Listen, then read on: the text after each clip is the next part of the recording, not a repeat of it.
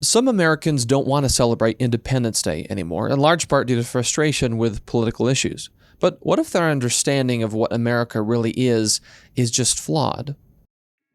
The form of government we enjoy has proven itself as a structural form of government. What we have yet to prove is our own behavior under years of prosperity and progression. There's a lot that our current debates get wrong about the American idea and why its founding principles still matter today. On this episode, we explore why so many Americans are exhausted with political discourse and why the solution is actually simpler than you think. You're listening to Defending Ideas. Defending Ideas is a weekly podcast produced by Sutherland Institute. On this show, we are committed to renewing the principles of common sense conservatism, helping you become a better champion of sound ideas. I'm your host, Nick Dunn. Joining me today is Rick Larsen. He's the president and CEO here at Sutherland Institute. Rick, thanks so much for joining us on Defending Ideas. My pleasure. Rick, I want to talk about essentially 4th of July, Independence Day. We're on the heels of celebrating this wonderful holiday, but there are some who actually don't feel like celebrating, at least they didn't this year. I want to read you some brief excerpts from a New York Times article titled, "No Sparklers for These Folks." This was from July 2nd, 2023. Some Americans, the article says, especially younger people, are rethinking whether they want to celebrate Independence Day. A survey by YouGov found that 56% of American adults planned to join in the festivities this year. Now, it's a majority, but not by much. Another quote from the article, one of the people they talked to said, "Last summer, Roe v. Wade was overturned, and that really made me less inclined to celebrate." Another interviewee for the article said, quote, "I think a lot of people think America isn't for everyone anymore, and so it's not an inclusive holiday." And lastly, quote, "It's very much a controversial holiday now," one person said. "We all have to decide for ourselves if we want to celebrate." Now, Rick, it's striking to me that these quotes in this day and age, right on the heels of 4th of July, I want to ask you if you think this is indicative of something deeper that's going on in this country, a sense of frustration or anger, or maybe folks are feeling disaffected with what maybe we could call Americanism. What's your take on whether or not this is really representative of something that's a broader trend among the American public? Well, I think it's an important question, and I think it is representative. Whether or not it's a trend, I guess, is a decision we'll all have to make, but it's certainly a state of being that should be of concern. I would start with this. What do we celebrate on the 4th of July? Independence Day. Independence from what? Well, we have this now cascading set of issues because we're celebrating the independence of our founders who pushed back against an oppressive monarchy, realized their rights don't come from a king, they come from God, and they fought. They sacrificed their lives to test that hypothesis. Well, today, those architects, those social scientists have been downgraded. Their names are no longer worthy to be associated with schools and streets and libraries. And so it leaves, especially a younger generation, I think, wondering, what are we celebrating? So this knowledge gap is certainly one issue. But the other issue is, and we are woefully short on unifying observances in this country today, because we have more and more subgroups, identities, associations, parties, however they break down, who are happy to celebrate among themselves, but they do not celebrate their association with the other groups. This should be of concern in a republic. This is not how a republic was designed to work. You mentioned something about what are we actually celebrating on Independence Day, and I want to pinpoint that a little bit because to me it seems like these comments, as well as some of the recent survey data showing that there has been a significant decline in feelings of patriotism among Americans, and whether things like family, patriotism, hard work, different aspects matter as much as they used to. And so I want to ask you, when we talk about what we celebrate, it seems to me that some folks think, well, if the American system is, and what I mean by that is Congress, the court, the presidency, essentially our political and public policy making system, if it's not producing policy outcomes that I like enough of the time, therefore I don't want to celebrate America. And it seems that we're conflating a couple of things. Because if you were to ask somebody, are you proud to be an American? And they say, hang on, let me check my Twitter feed. Let me see what Congress did recently or the court or the presidency did recently. That's not really the question we're asking about. Are you celebrating America? There are different things. There's the system and the process and the ideals, and then sort of the political outcomes in that environment. Can you help articulate that distinction in a way that can help us make sense of why people might be feeling this way? It's an important distinction, and actually embedded in your question there, there's a call for us to examine ourselves and perhaps our level of selfishness. The founders of this nation created a form of government that, if properly adhered to, would ensure blood would never need to be spilt again in search for freedom and justice and fairness. It was built with layers of government and checks and balances and elected representation that said never again would a nation have to go to war to solve its problems. Somehow we've lost sight of that, and we're seeing groups who are literally prepared to go to war and use violence as a mechanism. And there are those who argue, hey, even Jefferson said you might have to do that again to keep a republic pure. And if we're at that state, we should certainly examine that. But I fear we're not at that state because we're picking and choosing our facts and our principles and our circumstances. A Supreme Court decision you don't agree with is not the basis of revolution. In fact, the court should not be politicized to the point where that decision was based on any political ideology. It should be based on something we have heretofore held dear, the rule of law. The whole architecture of our freedoms, it's a contract. It's an interdependent independence. It's we say to one another, I won't always be right, you won't always be right, but most of the time we'll make the right decision and we'll work on the most important things, but we won't go to our respective corners. We won't revert to majority rule because that leaves half the people angry all the time, but we're losing sight of those principles. It strikes me as there's a difference between patriotism and partisanship. And for example, going back to this question of, hey, are you proud to be an American? Do you like America? Do you want to celebrate America on July 4th? And if I preferred Republican presidents and you prefer Democratic presidents or whatever the orientation is, if I said, well, during administrations that I like, I'm proud to be an American. During administrations I don't like, I'm less proud to be an American. That's not patriotism, that's partisanship. And it seems that one of the key problems today is that too many Americans are confusing patriotism with partisanship. And I would add to that list activism, motivated by that partisanship. What is good citizenship versus activism? When do you cross a line? Again, this great social contract, this structure that we have, depends on the premise that most of us, most of the time, follow the rules. Now, throughout history, there have always been individuals who don't. But a few of those individuals don't threaten the system. We look at them and say, oh, they're extremists, they're outliers. Sometimes their arguments make it to the mainstream. It's all good.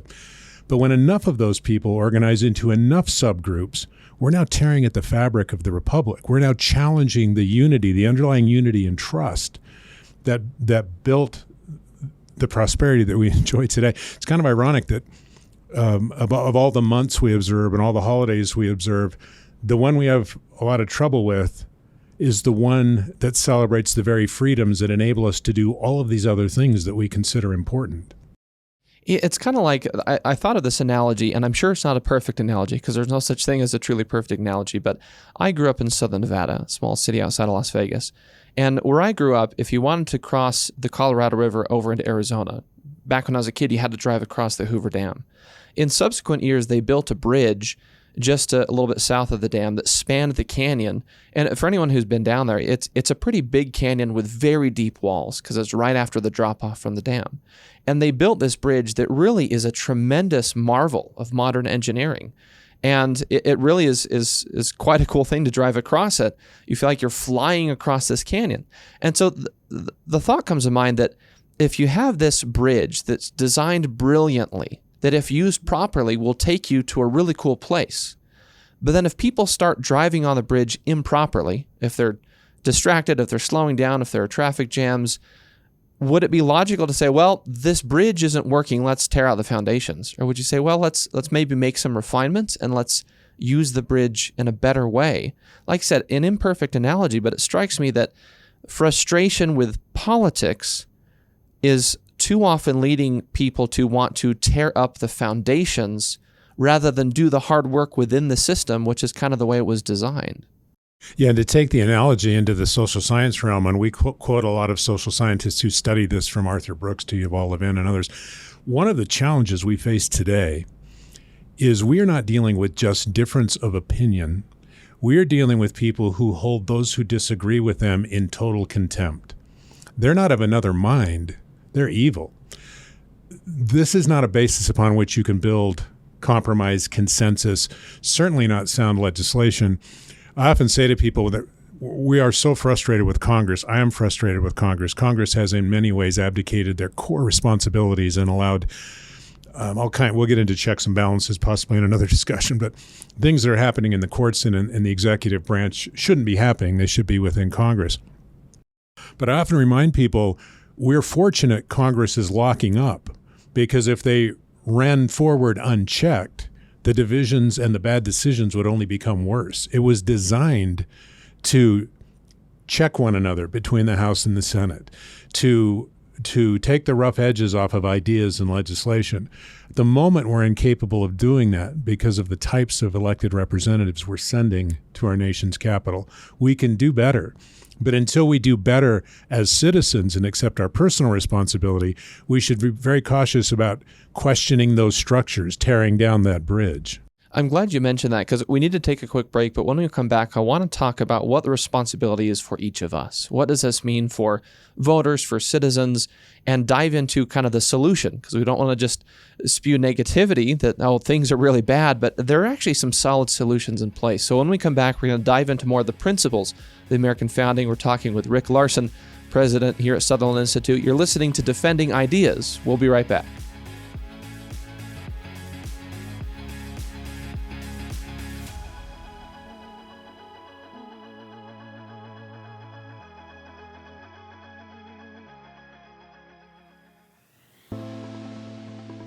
Sutherland Institute is an independent, nonprofit public policy think tank based in Salt Lake City, Utah. Our mission is to defend the principles of the American founding and strengthen the institutions of civil society essential for those principles to endure. Sutherland provides research, events, and multimedia to policymakers and the public to promote the principles of faith, family, freedom, opportunity, and responsibility. Visit sutherlandinstitute.org.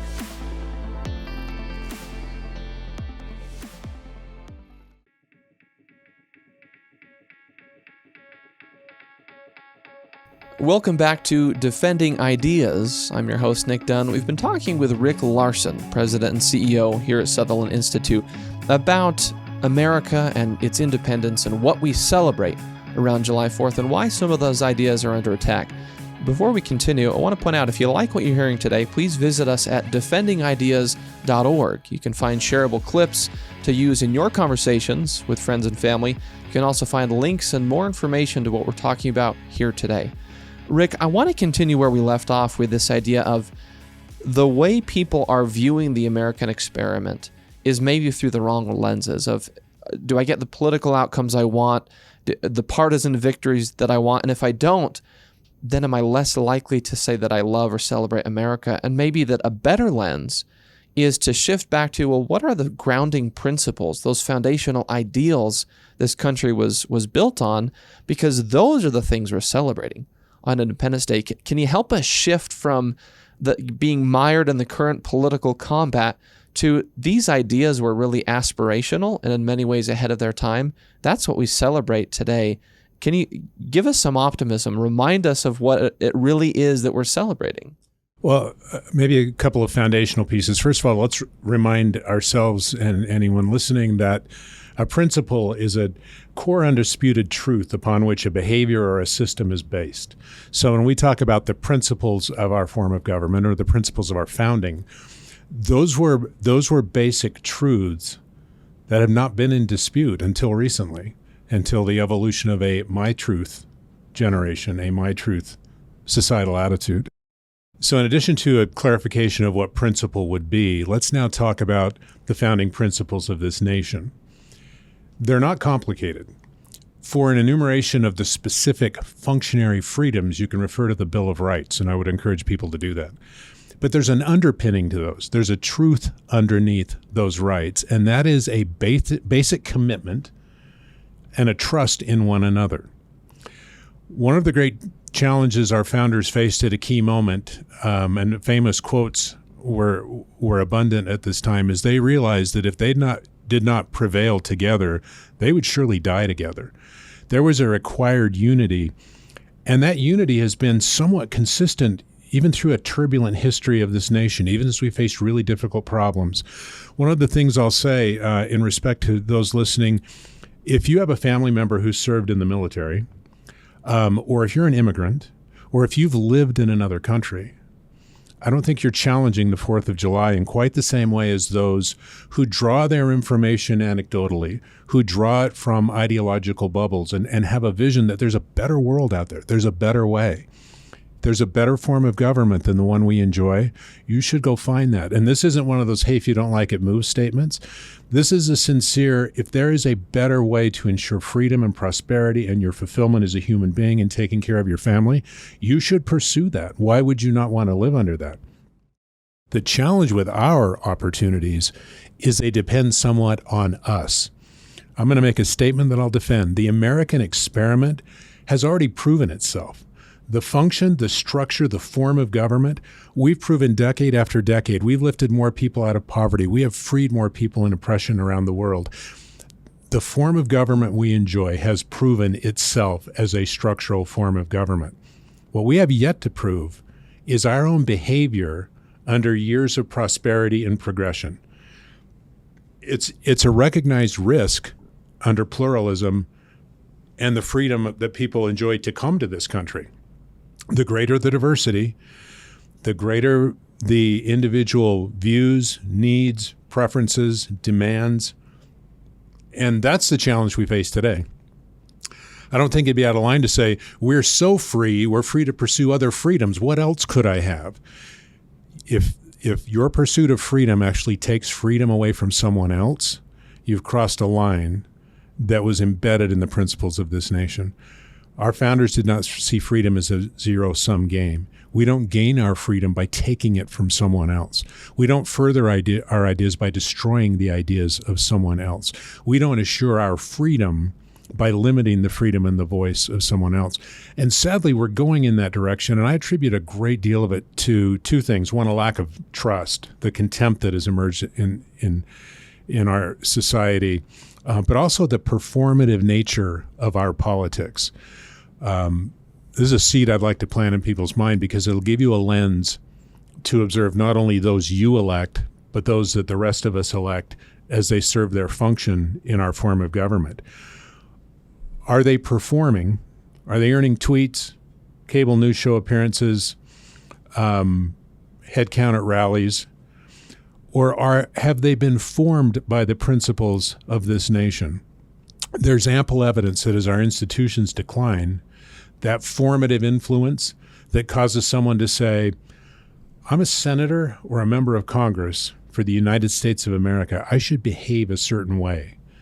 That very notion is all but gone with most of our elected officials.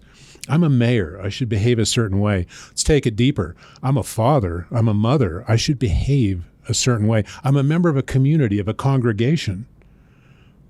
I bear the name of those I represent. I should behave a certain way.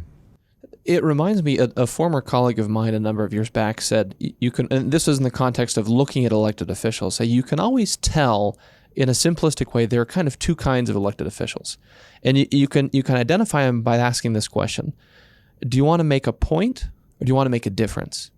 And it gets to the root of what I think you're talking about, which is responsibility, which is something that I think is so embedded in the conservative ethos, as it's not just about protecting the rights that are enshrined in the founding documents and the Constitution, although that's importantly part of it, but it's about reminding ourselves of our responsibility to each other, to the nation, and to these founding principles. So it's, in some ways, it sounds like maybe we're flipping the script and saying, instead of saying, does the American experiment live up to my expectations, can we kind of flip it and say, am I living up to the ideals that, as you said, have already been proven successful in the American experiment? Am I doing what I need to in my life, in the institutions that I'm a part of, and in my civic role as a voter? Am I living up to the ideals that were enshrined in this country's founding, that as a nation we have always imperfectly lived up to, sometimes horrifically so with some of the great sins of the past in this country? But it's just a totally different question of, and it takes it out of the realm of, again, short-term political victories, but into the realm of, am I demonstrating the fidelity to the true aspirational principles of the American founding in a way that is necessary for this great experiment to continue to work? It's an important question. I'm going to suggest, if you're of a mindset that for your views to prevail, other views must be crushed, if you view politics as a win-lose proposition, if you view your chosen, whatever identity, ideology, whatever it is you embrace, if you view that as greater and more important than the overall unity of a nation, you're falling into that category. Now, again, we've always had individuals, even groups, that do that, but it's a durable republic. But if the number of dissenting voices organized to an appropriate level, I look at all of the different observations that happened during the year. We started with July 4th, a day to celebrate the founding of the most influential nation in history. So many other causes, groups, identities celebrate a full month. Not that they should, not that they're not important, not that there's not something to learn. But isn't it interesting that the day that gave the freedom to all of those groups to elevate, prosper, find a voice, where in many countries they could not, the very day that gave them those freedoms is now in question. The very architects of that freedom seem too flawed. I have news. The challenges we're facing today are not based on the flaws of our founders. They're the flaws within ourselves. You've said before that the American experiment today is about us. That it's not so much about testing whether or not these ideas work. It's about testing whether we will work as a people in the context of these ideas. Just a couple minutes before we take another break, but how are we doing as a country? Are we, the people, fulfilling our end of the experiment today? And if not, what can we do differently? You know, I have to say, in terms of a hopeful comment, I still think the majority of the people believe and adhere to these founding principles, but they're an exhausted majority. They are not the loudest voices. We see it in our own neighborhoods. We see it in our own families. Talk about events that are putting all kinds of holiday observances at risk. There are certain things you just don't bring up when the whole family's over. You don't bring up at the neighborhood barbecue because you're going to get a response you're not ready for. So we have a very exhausted principled majority becoming more and more silent, more and more cautious about what they say and what they defend, because someone can throw a point at them that they'll say, oh, maybe you're right. I don't know a lot about that. And in the event you're right, it's not worth sacrificing our relationship, so I'll be quiet. That's not dialogue. When we come back, I want to get into how we can really help people define or understand what a principle is. And that sounds very generic, but especially as applied to the current political debates of our day, and especially with the recent Supreme Court cases where some decisions came out that, of course, generated lots of news coverage, lots of discussion. But if we can remind folks, in order to have something that you hold dear to that is a principle, it cannot work only when it helps your partisan goals. It has to work consistently. There has to be some universality to it in order for it to be a true principle, because principles should stand the test of time in a way that transcends our political and partisan divisions. So I want to dive into that with you and bring in some modern examples that have hit the news recently. We're going to take another quick break. We've been talking with Rick Larsen, President and CEO here at Sutherland Institute. You're listening to Defending Ideas. We'll be right back.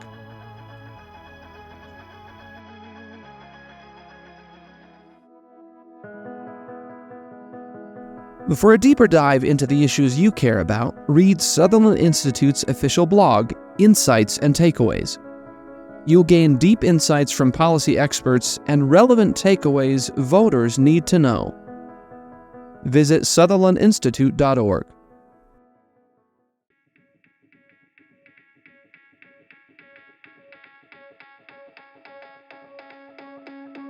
Welcome back to Defending Ideas. I'm your host, Nick Dunn, and my guest today has been Rick Larsen, President and CEO here at Sutherland Institute. We're talking about founding principles, but how they're relevant today, and we're going to get into some modern examples of where these principles are kind of coming into conflict with other ideas in this country's modern political debate. But first, if you like what you're hearing, please visit defendingideas.org. You can subscribe to this podcast on many of the major podcast platforms. You can also find shareable clips that you can use in your conversations with friends and family, things that you can push out on social media, as well as articles and links to more information about the ideas we're talking about today. So, Rick, I want to continue where we left off with this idea of responsibility to a set of principles, but help to equip our listeners with an understanding of how these principles that were embedded in the founding of the country, things like freedom of speech and expression, separation of powers that prevents different branches of government from just running roughshod over rights, things like equal protection under the law, that these aren't just historical things that, well, maybe they're important back then, but we figured it out now. We don't need to worry about these things. These rights are not under attack. And there are a few examples currently that I think illustrate the debates around these founding principles are in many ways more relevant than ever today, given our political environment. And the Supreme Court, U.S. Supreme Court term that just concluded that led to a number of high-profile decisions that garnered a lot of news attention and discussion, I think are emblematic of these debates over core principles. And so I want to start with the 303 Creative case. We talked about it on a previous episode, so I encourage listeners to go back and listen to that for a deeper dive. But in this case, just as a refresher, the Supreme Court ruled in favor of a business called 303 Creative, which is a small website creation business that wanted to get into the wedding business, but due to the owner's deeply held personal and religious beliefs, did not want to provide wedding services for, in this instance, same-sex marriages, because she felt like to do so would violate her corely held beliefs. And the court ruled saying the government can't coerce her to do that. So I give that little refresher, but really want to pivot folks away from, I don't think that case really at its core is about a particular website company or a particular event being coerced or not coerced through the website design creation process. But it's really about who owns what you say and what you express, in this case, expression in the form of creative or expressive activity through creating a website. And so I want to pinpoint that in terms of when we talk about free speech, the principle at play is you get to own what you say and how you say it, and that manifests in your business as well if it's creative or expressive business conduct. But if the principle cannot be applied consistently, then maybe we're not talking about a core principle. And the example here was, well, if you just flip the categories, if it's some other individual or group asking a website designer to create a message that maybe folks would find very objectionable in the majority, if a neo-Nazi group came to a business that was owned by a Jewish person and said, hey, we want you to create a pro-neo-Nazi website, and said, no, I don't want to do that. Of course we wouldn't want the government to coerce them. So that's a long lead up, but I kind of want to get your take on an example like that. How can we equip our listeners with the talking points to say, okay, look, if you believe in the principle of free speech, here is a yardstick by which you can apply it to different circumstances, different cases, to test how strongly you actually agree with that principle. What's a good method for people to use as they're evaluating how these kinds of principles can apply across the board? Well, if you're going to be an advocate of free speech, you're going to have to learn to draw a deep breath, because your right to speak also applies to someone else. Their right to say something you disagree with is equal to your right to say something they disagree with. These Supreme Court decisions have been interesting in the court's last session because there are at least three layers to this. There's the mechanics of the decision, there's the underlying philosophy, and then there's ideology. And the challenge we have, you raise a very good point. If you flip the situation, whether you supported the customer or the website designer, go through the mental exercise, fully flip it, not just cosmetically, not just a little bit, fully flip it, and would you defend which side and why? Because if you can't grasp that, then you're always going to be, there's a certain percentage of us that will always be frustrated with an outcome from the Supreme Court. I mean, who is activist on the Supreme Court? Is it the conservative judges or the liberal judges? Does everything have to be 9-0 to be valid? What happened to debate and the balance that comes from a 9-member court?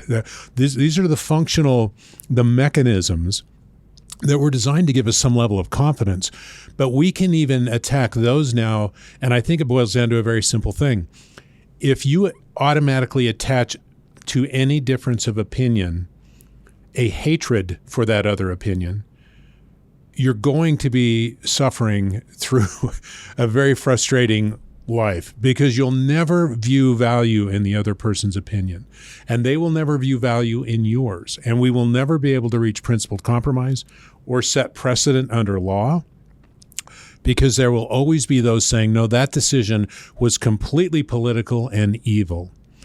So now you leave a fair number of the population at unrest. So let's apply that to two other of the Supreme Court cases that, again, drew a lot of attention in the news.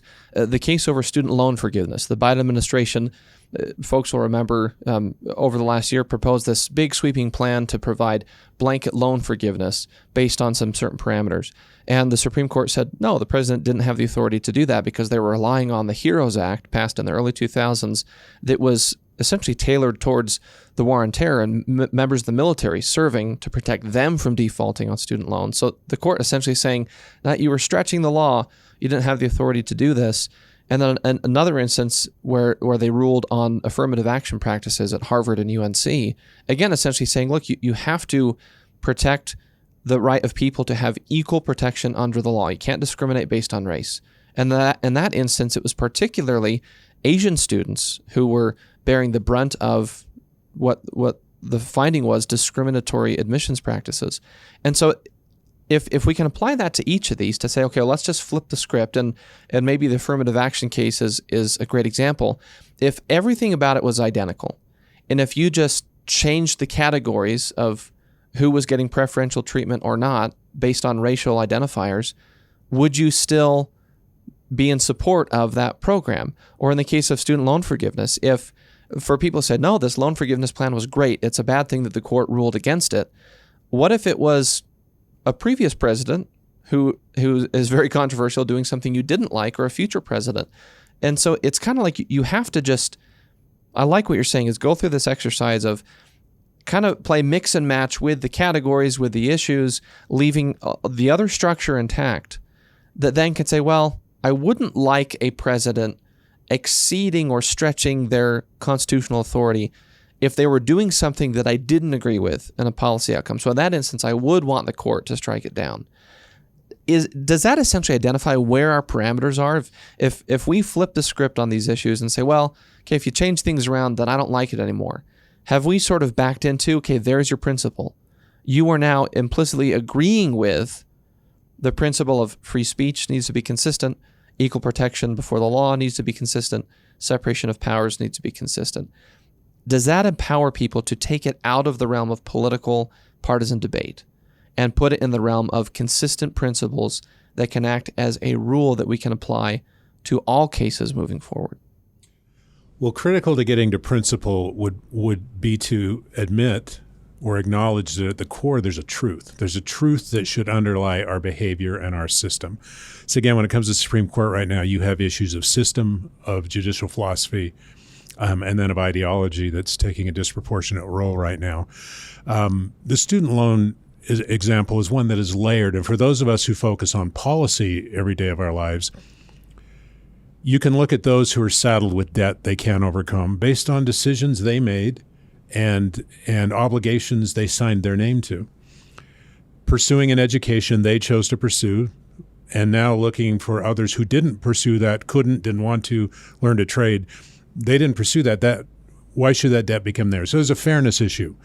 But there's also a policy issue of the escalating cost of higher education, of the ease with which loans could be obtained, the lack of assessment as to the value of a degree. Can you really get a job with that degree? So this can turn into a very complex debate, which is why those of us who believe in the founding principles and virtues of this country, I would love an intact court to fully debate that issue, and I believe they did. I would love an intact Congress to fully debate the issue of higher education and the government's role in funding, not funding, incenting.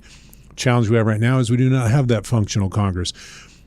But take this moment to underline how important it is and how nice it would be if a Congress were deliberating on those complex issues and not causing them to always be punted to a court or to be handled by executive order where a president begins to exert authority he doesn't have.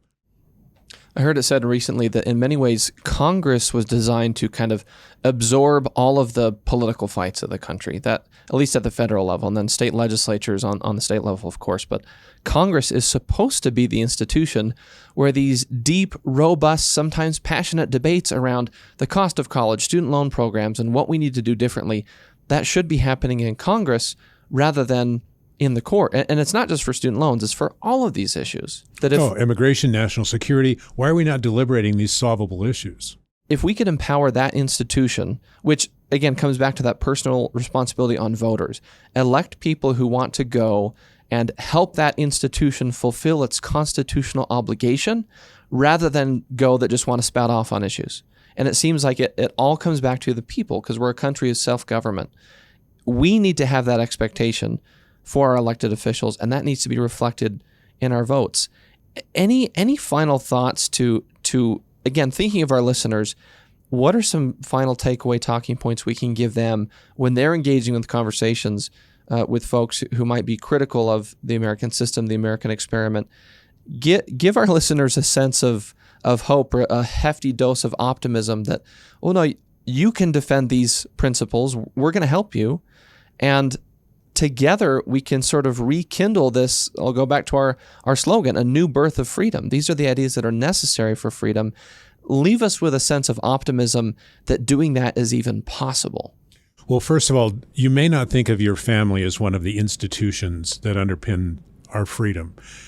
It is the foundational institution from stability, economic. The family is an institution, and it's under attack. Do not underestimate the value of the conversations you have around your dinner table with your children. If you convey a philosophy of unfairness, of fear, of hopelessness, you are the influence on the next generation. If you take those conversations with your family as an opportunity to talk about from a position of optimism and perhaps study, so many good resources available online. It's easy with a click. You can share something important about our founding that someone in the family will say, I did not know that.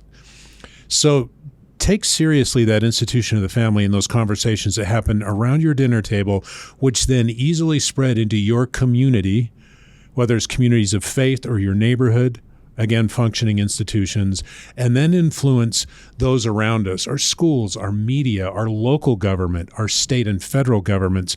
All of these things become connected. The attitude permeates from the dinner table up through the other institutions. I wouldn't ask people to trust an institution that's lost all credibility. I would challenge them to rebuild those institutions, to recognize the formative value that they have delivered to our democracy or our republic for 250 years and restore that formative influence beginning in your own home. It sounds like the pitch is not just to say, hey, you ought to trust institutions more. Really, the pitch is, let's work together to help make our institutions more worthy of our trust. Exactly. And don't assume that has nothing to do with you. Oh, it's all corrupt. There's nothing I can do about it. Well, if everyone holds that attitude, there's nothing we can do about it. These are individual decisions to behave with more trust and respect and dignity and allow for conversations. If you cannot express the ideas you hold dear without raising your voice or insulting or dismissing another person, you should give more thought to what you believe and why you believe it. You should be able to express those in a way where you invite conversation and bring people to that point of view of trust and integrity. Rick, the last question I want to ask you, we're stretching the time a little bit, but this is an important point, so I want to make sure we get it, is with all these things we're talking about, what is the role of a think tank like Sutherland Institute? What do we as an organization offer to improving these kinds of conversations, both between regular citizens and at the policymaking level? What should people know about the way this organization is well equipped to help execute on everything we've talked about for the past 40 minutes? Well, the best definition I've heard of think tanks is we stand between those shelves and volumes of academic work that the public doesn't access easily and the evening news, which is a rough edit of current history.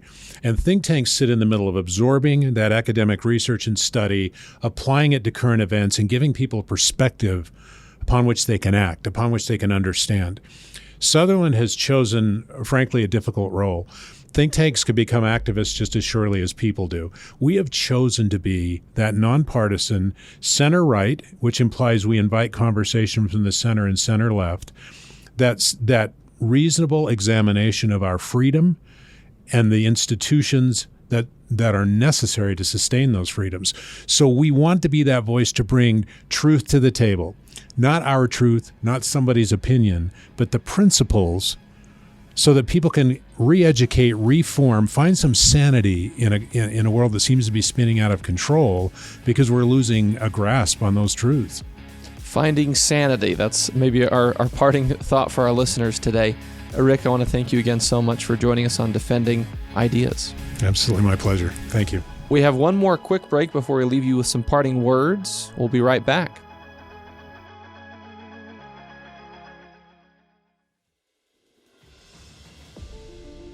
Sometimes it's hard to keep up with the latest policy debate that affects your life. The solution? Subscribe to Sutherland Institute's weekly newsletter, where you'll find in-depth insights from seasoned policy experts, compelling multimedia, and advance notice of special events. Visit sutherlandinstitute.org. Welcome back to Defending Ideas. Before we go, if you find yourself in a conversation with somebody who, for whatever reason, feels reluctant to want to celebrate America these days, as you talk with them, maybe share a couple of things. Number one, what we celebrate on Independence Day isn't a particular policy outcome or a partisan victory. It's not the majority party in power or a given presidency or Supreme Court action. What we celebrate on Independence Day is the aspirational ideals, those principles this country was founded on. And we're celebrating the fact that these principles are worth striving towards, even if we have done so very imperfectly throughout our country's history. But we celebrate a system created to help us move closer to living up to those principles, and a system that protects individual rights, yours and mine. And we also celebrate government by the people, which means that you and I and everyone else we disagree with, we have to do this together. We hope that this has helped you feel more empowered to defend the ideas we talked about today. If you liked this episode, please visit us at defendingideas.org, where you can subscribe to this podcast wherever you get your shows. You can also find short clips that you can use in your conversations and share on your own social media platforms. Thanks again for listening to Defending Ideas from the Sutherland Institute in Salt Lake City. I'm Nick Dunn. We'll see you next time.